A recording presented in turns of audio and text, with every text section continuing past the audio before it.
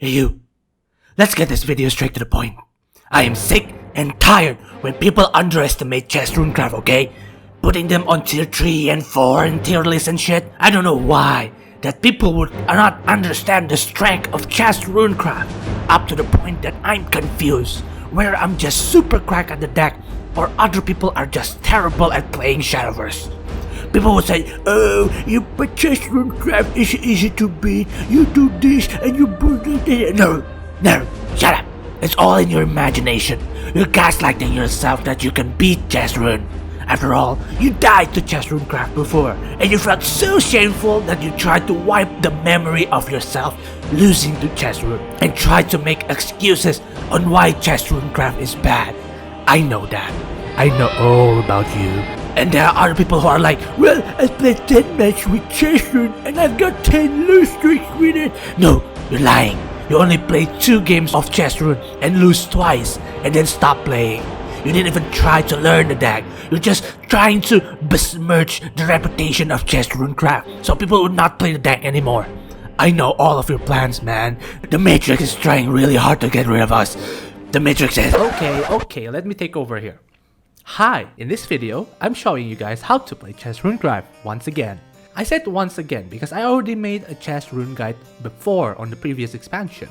You can watch the video if you're curious, but the guide on this one will be pretty different. Okay, let's begin. Chess RuneCraft is a tempo deck that utilizes pawn for board advantages. The deck wins by reducing the cost of Mystic King and playing it, giving you a huge board advantage in the mid game. In Eightfold Abyss Azvaldt Expansion, Chess Rune is now gaining more popularity and are actually reliable to use in the meta. With the addition of check, the consistency and power level of Chess Rune is significantly higher than before.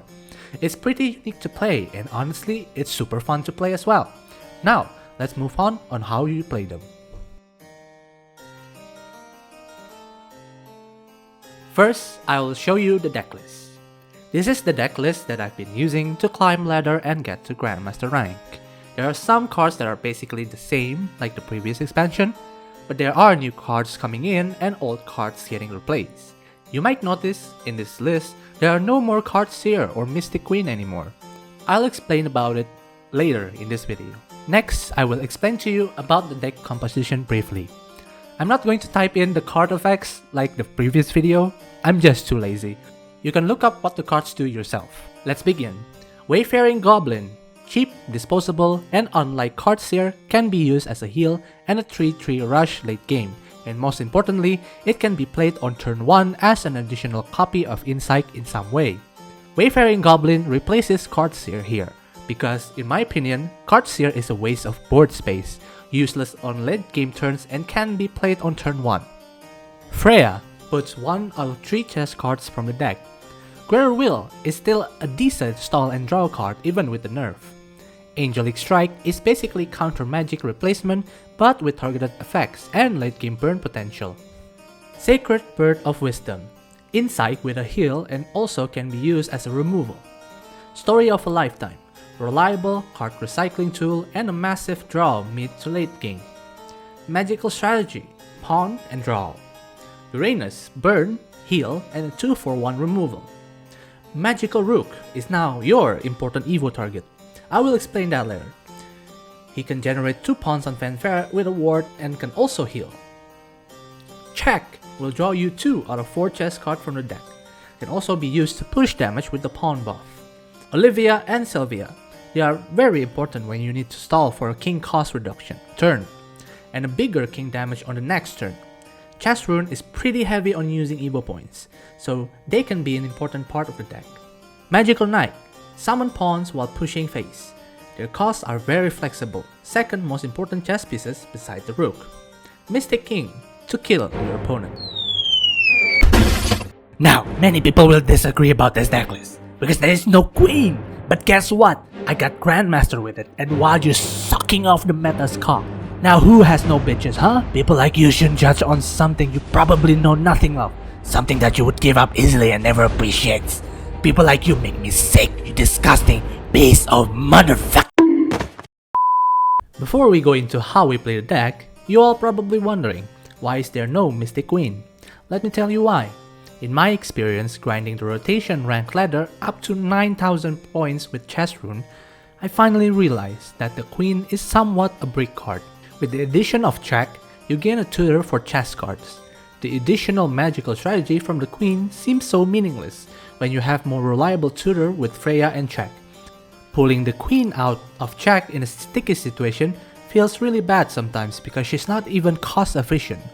Herself and the magical strategy from her is 4 play points alone, even though she generates 3 pawns from it. She's basically useless to pull out of check past turn 3. Rooks and Knights is much better, in value in their own way. Rook and Knight generate pawns on Fanfare. The Rook can heal you and act as a pseudo-ram on Evo.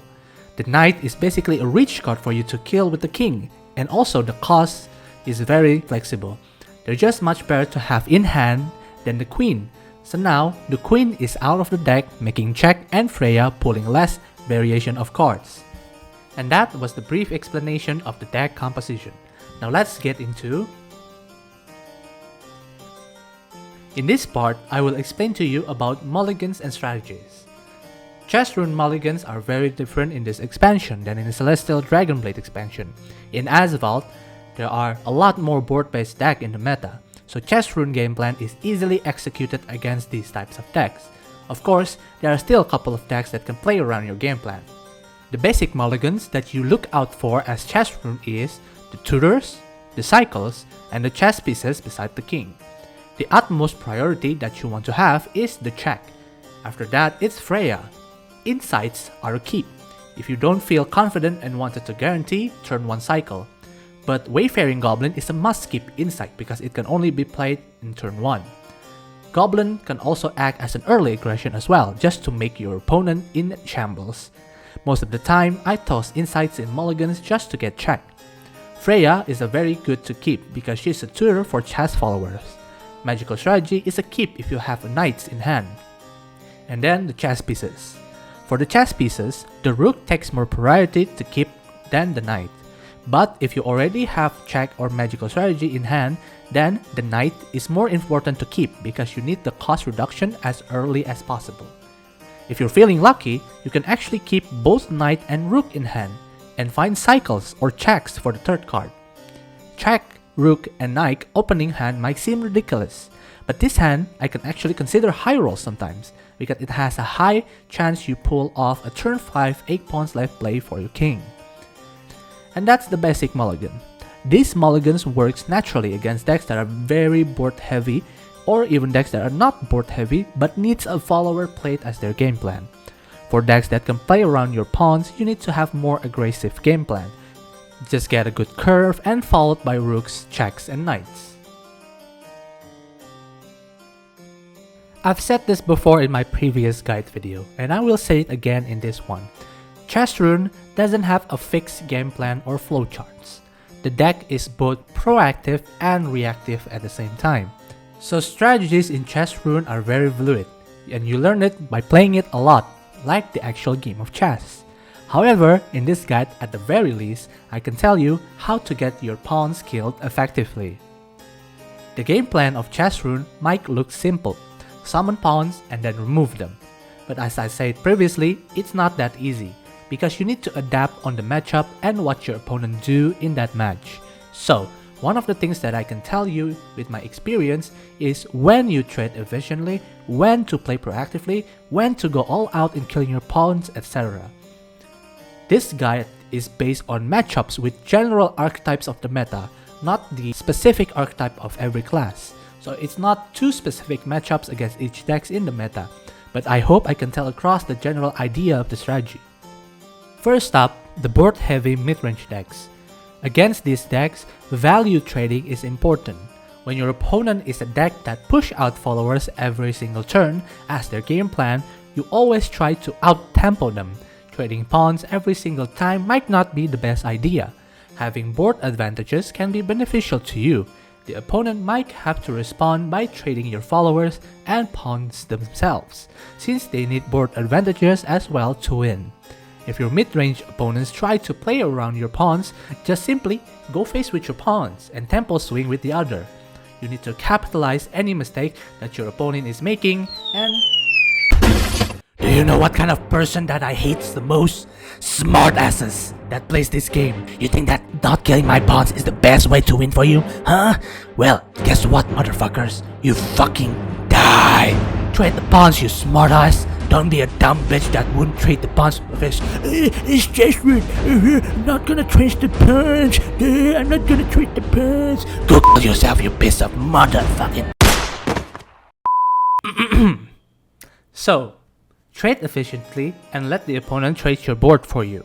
Get your kings out as early as possible, since most of the time they will struggle to clear the ward and the king himself. Puppet Portalcraft is one of the toughest matchups for Chess Rune in this archetype, because puppets are a free board swing tool. Orchids can also be problematic since they can lock out your knights or any other followers on your board, so you don't have much board space for wards from your king. My advice is to try and leave some board space after your knight's turns, because the king pawn's wards are difficult to deal with if your opponent wanted to curve out Kirzile. Play the long game against Puppet instead of curve out knights into king lethal game plan. Against control decks. Now, control decks in the current meta is weird in some way. They mostly need key followers to proceed to their control game plan. Use these followers as sandbags for your pawn progression. Also, there are control decks. When you play board, they will most likely kill them. If they don't, well, capitalize it. Play check on a full pawn board to make them want to clear your board.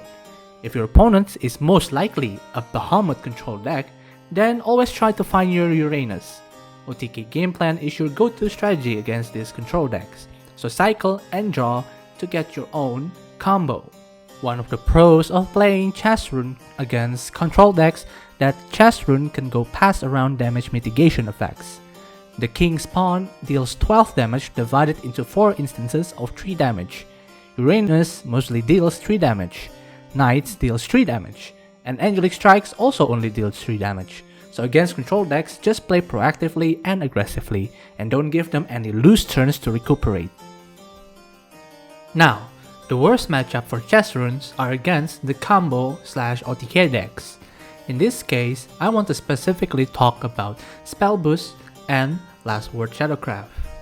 Now, I know that Last Word are more likely to be called a mid-range deck, but you are Chess Rune, so they really want to play around your pawns, and Istindet and Colonel Strange synergy is basically combo, so they are in this category. Now, to play against these guys is to be proactive, but these decks have ways to deal with your board without having to leave something on the board, especially Shadowcraft that can kill their own board. My advice against this deck is to play aggressively, but not too aggressively. I know it's pretty hard to understand. You're pretty unfavored against these decks anyway, so one of the things that they'll do is to play followers to control the board at some point. The one thing that you can do is to not let them trade with followers with big attacks, so they will leave some defense for your pawns to trade. But in the end, these methods are futile anyway because they can play very little followers or kill their own followers while focusing on their endgame. So against these decks, it's just fingers crossed, play adaptively, and hope you can recover from their combos or kill them before they do their combos. That's basically it about Chess Rune gameplay and strategies. As I always said about Chess Rune, the strategy will always be different.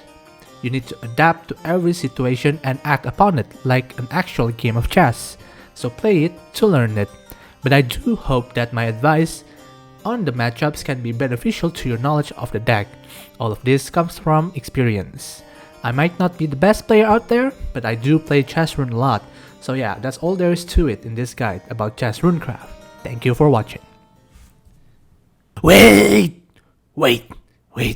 I have one last thing to say. Anyone that talks about the check card art is not actually accurate to the actual game of chess, you're actually dumb. You never really play an actual game of chess, are you, dumbass? You have to think 5 turns ahead in chess, you stupid ass. You really think that this position is not bad for the king? The king moves are limited by the pawn presence, dummy. And then there's the threats of other pieces on the board.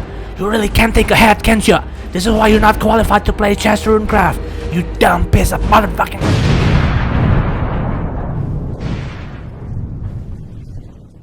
Bye bye! Thank you for watching. I hope this video can be useful and also entertaining to you.